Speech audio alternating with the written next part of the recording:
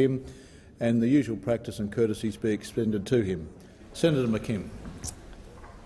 Well, thank you very much, Mr President.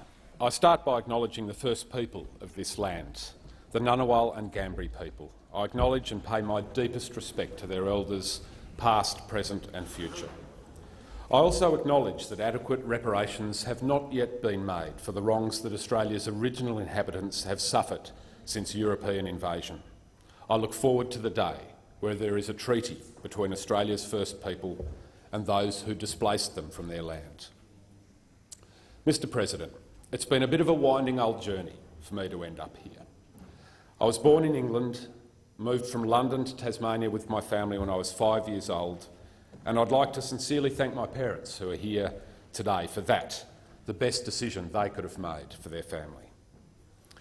I've worked in a wide range of jobs, including as a Huon Valley apple picker, a shepherd in Scotland, a biodynamic market gardener in Switzerland. I've guided clients through the breathtakingly wild and beautiful Tasmanian wilderness, and I've worked in advertising and public relations. I know what it's like to sweat for a living, Mr President, and more recently, to talk for a living. I've spent time between jobs unemployed, so I know what it's like to have to choose between paying the rent and putting food on the table. I'll never forget the tough times, no matter how lucky I get. And I have been lucky to have the privilege of being a member of the Tasmanian Parliament for 13 years, leading the Tasmanian Greens for 6 of those years, serving as a Minister of the Crown in the Tasmanian Government, and now rising to make this my inaugural speech in the Australian Senate. Mr President, I do this at a time when politics, the chosen profession of everyone elected to this place, is in a fair bit of strife. It's in strife because the Australian people are completely over being treated with a lack of respect, being taken for granted by so many of their political representatives.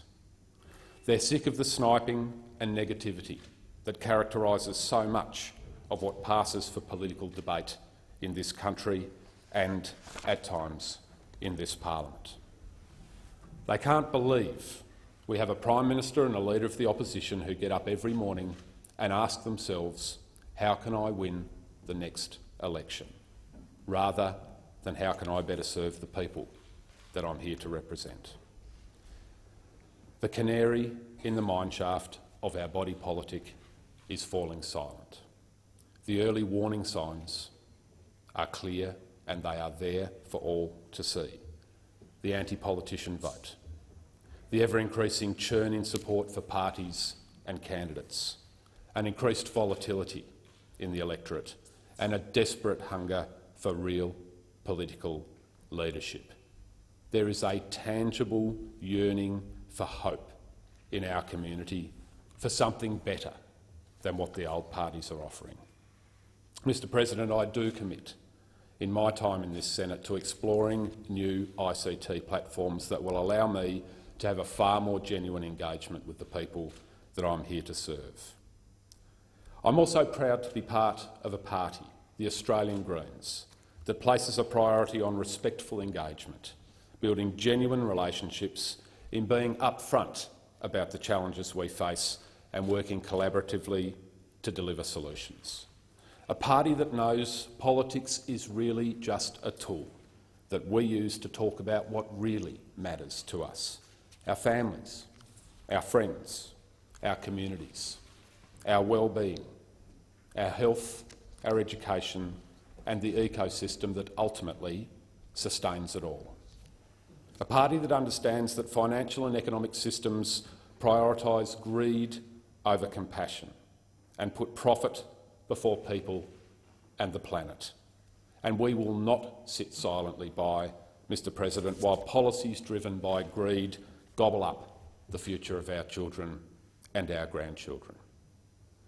A party led by someone in Richard Di Natale who is offering genuine political leadership at a time when Australia so desperately needs it.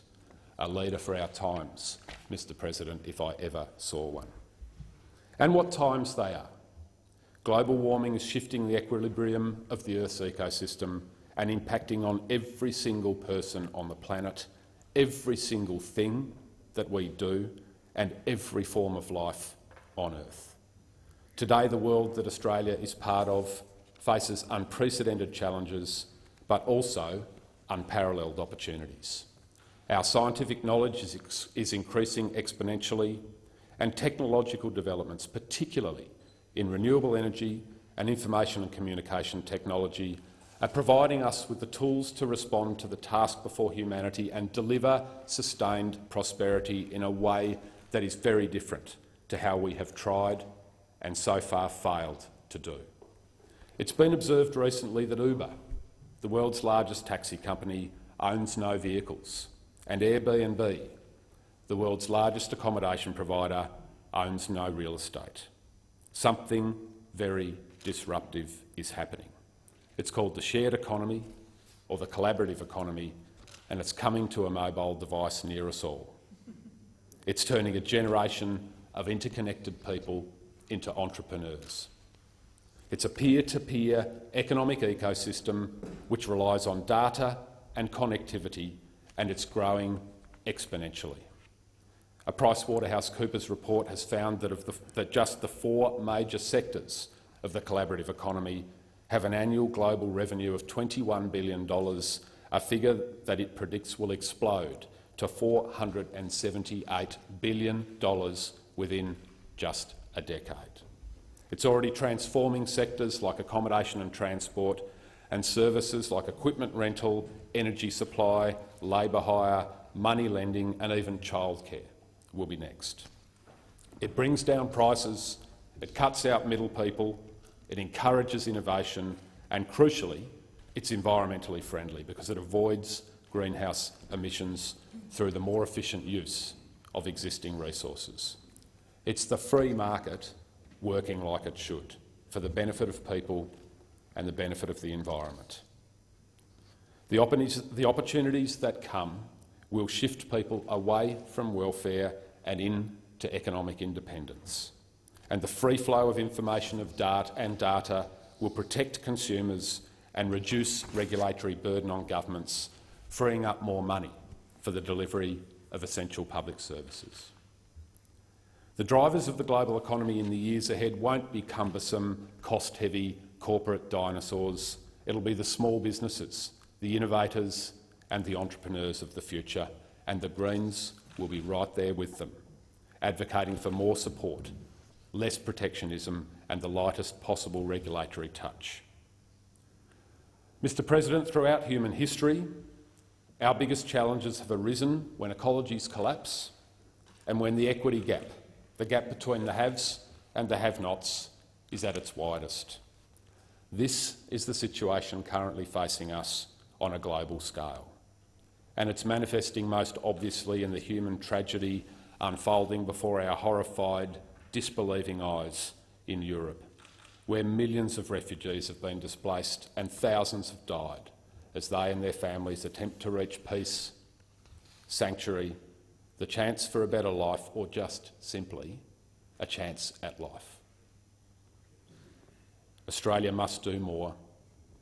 We cannot turn our back on the world for obvious moral reasons, but also because it's not in our national interest to do so.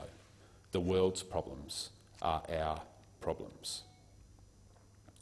And I can let you know that my home state of Tasmania, a big-hearted community with a proud history of welcoming new arrivals, stands ready to help. Let me tell you a story about Tasmania and refugees. When the Australian government built a high-security detention centre at Pontville and filled it with children and young adults just a few short years ago, Tasmanians broke into it. Not all of us were convinced about asylum seekers, but we couldn't help ourselves because down in Tasmania we welcome strangers. So in the locals went, carrying gifts of beanies and food. We opened our schools to those people and we opened our hearts. But we have to understand some of the underlying causes of conflicts in the 21st century. The National Academy of Sciences of the United States of America has recently published a study entitled Climate Change in the Fertile Crescent and Implications of the Recent Syrian Drought. It concluded that human influences on the Earth's climate are implicated in the current Syrian conflict. As the report's co-author Richard Seeger of Columbia University in New York said, added to all the other stressors, climate change helped kick things over the threshold into open conflict. The abject misery on our screens is real and it's deeply confronting. But I'm so very, very sorry to say, Mr. President, we ain't seen nothing yet. Mr. President, the opportunity is there now in this century of rapid change for Australia to make smart, informed decisions, to get ahead of the game, to be market leaders, to show the world how we can transition an economy out of an over-reliance on resource extraction and into the industries of the future. That's why we need to keep the coal in the ground. That's why we need to reintroduce a price on carbon, not only for Australia's sake, but the sake of every person and every species that we share this amazing, miraculous planet with. And that's why we must reject the false choice between jobs and environmental protection, a choice that is put so often in this place. We can and must create a future that secures both. From electric vehicles to renewable energy, from carbon sequestration to environmental remediation, from localised production of everything from food to electricity, we can live more sustainably, we can create more meaningful work for our people. Mr. President, there are many national issues that currently demand action. Many. Marriage equality is an issue whose time has come. It's a reform based on the values of compassion, love, respect and celebrating the diversity that is one of Australia's absolute strengths. It will make families stronger, provide a sense of stability for children and make marriage more relevant to more Australians. How can we, as leaders in this place, ask the Australian people not to discriminate on the basis of sexuality in our schools, in our businesses and in our communities when we still sit on discriminatory legislation? My party, the Australian Greens, has led this debate in Australia since we tabled the nation's first marriage equality legislation in the Tasmanian Parliament in 2005. Every Greens MP has voted for marriage equality every single time. And we'll continue to work to support people in our community to champion this reform until every Australian, regardless of their sexuality, will know that they are equal before the law in all respects. Mr. President, there is an epidemic of men's violence against women in this country. This year alone in Australia, 60 women have been killed by a man that they know. As a White Ribbon Ambassador, I implore more men to take leadership on this issue, to stand up against this violence, this sexism, and to stand up for true gender equality in our country. Violence against women is a problem caused by men, and it won't be solved until we men man up and take responsibility for that. On the topic of responsibility, Mr. President, I can't let this chance go by without talking about corporate responsibility, or the lack thereof in Australia and around the world today. With a few brave exceptions, corporations continue to behave like psychopaths. Fair income, Mr. President, if people behaved with such reckless disregard for the public good, we would lock them up in jail for the harm that they do. And Mr. President, we politicians need to accept responsibility for this because over time we have tripped over ourselves to hand over power from the chambers of our parliaments to the corporate boardrooms, which are so unaccountable to the people whose lives they are destroying. It's time for us to reclaim that power. We need to completely change the regulatory frameworks that govern the way corporations operate, and we should require them to act for the public good. Mr President, to Tasmania, the best place in the world to live and a place that I love so much. A beautiful heart-shaped island hanging at the bottom of the world, a place with competitive advantages that the rest of the country can only dream of. Clean air, the cleanest in the world, abundant fresh water, world-class soils, renewable energy, spectacular wilderness, carbon-rich forests, and our kind, innovative and deeply resilient people. We lead the world in Antarctic and marine science. We have more scientists per capita than any other state in Australia. We have world-class medical and scientific research facilities, and we have a world-class university ranked in the top 2% of universities around the world. A place with the clean, green, clever and creative brand that gives us the opportunity to add a premium to what we produce for the global markets. Mr President, I listen to the rest of the country laugh at Tasmania, and I say laugh while you can. Laugh while you can, because we are coming for you and we are coming hard. And I chuckle quietly to myself, Mr President, because I know our time is coming. I know it. We've got what the world wants and what the world is willing to pay for. And yes, we are the smallest state, and we should be proud of that, because it's actually one of our biggest assets. Because small places know that relationships matter. And because we're closely connected with each other, it means we can be nimble and flexible and fast on our feet, better able to change in response to a rapidly changing world, and to change fast, to adapt, to evolve, to innovate. But to do this, there are some steps that we need to take. Our island status is one of our great competitive advantages, but also presents some of our bigger challenges. The cost of getting people and goods across Bass Strait has held Tasmania back for far too long, but the solution is simple. Make Bass Strait part of the National Highway and ensure that National Highway funding right across the country is distributed on the basis of genuine need, rather than the political imperatives which too often skew funding priorities.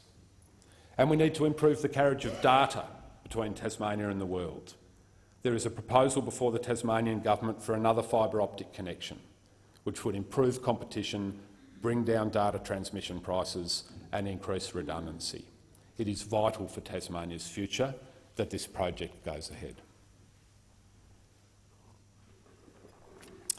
We should also start work on a business case for draining Lake Pedder, that absolute jewel of a wilderness lake in the southwest wilderness with its spectacular quartzite beach. Pedder was flooded in the 1970s, breaking the hearts of so many Tasmanians, but it also became the crucible of the environment movement in this country and led to the forming of the United Tasmania Group, the world's first green political party. Restoring Lake Pedder could be achieved with a loss of just 2% to Hydro Tasmania's system energy output in a state that is forecast to have an electricity glut until 2027 at the very least. It would put Tasmania on the front page of every newspaper in the world and establish us as a global leader in environmental remediation, one of the industries that will boom and is booming in the 21st century. I've got in my office a bag of sand that belongs on the Lake Pedder beach, and I do look forward to the day, Mr President, that I can pour that little bag of sand back onto that magnificent 1 kilometre wide Lake Pedder beach. The Tasmanian economy has been undergoing a quiet transformation for a decade, moving out of an over-reliance on resource extraction into a more diverse and more resilient economy. It's a transition that's primarily been driven by the innovation and the creativity of our people, not by governments. It started later than it should have, and because of that, it's been harder for some Tasmanians than it needed to be. And it's not finished yet. But look at us now. We're selling cherries to Japan, truffles to France, and tulips to Amsterdam. We're creating jobs in viticulture, aquaculture, cut flowers, honey, small fruits, boutique beer and cider, in broadacre farming. We're creating jobs in the digital economy, the creative economy, the knowledge economy, and of course, in tourism. We now have over 1 million tourists arriving every year, and they are staying longer and spending more money. And they're not coming because Tasmania is the same as the rest of the country or the rest of the world. They're coming because we are different, and proudly so. Mr. President, in a world racked by climate disruption, we in Tasmania are on track to be powered by 100% renewable energy by 2020, and we have some of the most carbon-rich forests in the world, assets that we have a moral responsibility to protect for future generations. We are a wild and beautiful archipelago. Our wilderness not only nurtures our souls, sequesters carbon, supports biodiversity, but underpins so much of our future prosperity. The Tasmanian government currently wants to log and mine in the United Nations Tasmanian Wilderness World Heritage Area. This is as short-sighted and senseless as proposing to mine the Great Pyramids of Egypt and using the rubble for road gravel. We have to look after our place for its own sake and for the future we can create in Tasmania as a beacon of sustainability and prosperity to the rest of the world. In a world of poisoned and dying environments, we have healthy and clean agricultural land. In a world harried by scares about food contamination, we have high-quality, clean, safe food supplies. In an overcrowded world, where people don't know their neighbours and rarely see green and growing things, where countries are shattered by division and sectarianism, we have space, we have peace, we have supportive communities and safe public places. In Tasmania, you can live in a city and at the end of the day you can go fishing or surfing or for a walk in the forest. And you know if you're a Tasmanian, whether you're a sea changer, a migrant, whether you arrived yesterday or your people lived there for 200 years or 40,000 years, if you're a Tasmanian, you're part of something unique. Our rate of volunteering soars above the national average. We're supposedly the poorest state in the country, but that's only because some people measure wealth only using money. Remember, in times of crisis, Tasmanians are the biggest donors per capita to national appeals for help. That's richness right there, not poverty. The mainland states and the rest of the world are welcome to watch us with envy, and we're happy to welcome their people who come to Tasmania fleeing drought, violence and overcrowding, excessive heat and disillusionment with their hectic lives. We've lived through recessions and depressions, redundancies, factory closures, and we've not only survived, we never forgot who we are and what we have in Tasmania, and we never stopped being proud of ourselves and of our island home. We Greens and countless other Tasmanians have fought to protect that place, and we will never abandon our stewardship of it. Never. There are howling gusts of change blowing all around the world, Mr. President, but in Tasmania we live in the roaring 40s. We don't mind a bit of weather down there, and we're more than used to change. This century is the sustainability century, and it is Tasmania's chance to shine. Mr. President, I want to conclude by acknowledging the many people who've helped me on my journey through life and politics. To all the staff who've supported me so brilliantly during my time in politics, and to those that still do here in the chamber today, thank you for putting up with me and putting in so much incredible time and effort. To all of the Greens members and volunteers and supporters who've advised me, supported me, pushed me, cajoled me, backed me in, voted for me over many elections, thank you to you all from the bottom of my heart. I want to particularly thank two people who are known well in this chamber, Bob Brown and Christine Milne. Like them, I've come from the Tasmanian Parliament to the Senate, truly following in the footsteps of giants. Thank you both for your leadership and your friendship. My mum and dad, John and Joanne, who never stopped believing in me, even when I had a bit of trouble believing in myself. My brother Tom and his beautiful family. And my family, my magnificent partner, Cassie O'Connor, who I love so much and somehow loves me right back, and without whom I simply could not do what I do, and her beautiful daughters, Stella and Mara, who make me so proud and bring me so much joy. Thanks, guys. I'll give it everything I've got to do you all proud.